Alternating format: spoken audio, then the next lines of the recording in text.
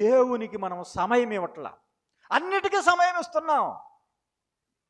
బయటికి పోయి రావాలంటే సమయం ఉంది, ఉద్యోగానికి సమయం ఉంది, వ్యాపారానికి సమయం ఉంది, హాస్పిటల్కి వెళ్ళటానికి సమయం ఉంది.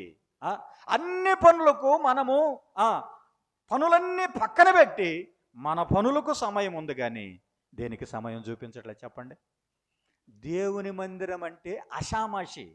దేవునికి సమయం ఇవ్వటానికి అషామాషిగా మనం ఉంటున్నాం. అంటే ప్రియులారా, మనము దేవుని వద్ద ఆయనకి ఇవ్వవలసిన సమయాన్ని మనం ఏం చూస్తున్నాం చెప్పండి? మనం దొంగిలిస్తున్నాం. ప్రియులారా, నేను యెహోవానైతే అన్నాడు, నేను తండ్రిని అయితే. మొదటిగా సమయాన్ని మనం దొంగిలిస్తున్నాం. రెండవదిగా ఆయనకి ఇవ్వవలసిన ధనాన్ని మనం దొంగిలిస్తున్నాం. మూడవదిగా నేను తండ్రిని అయితే నాకు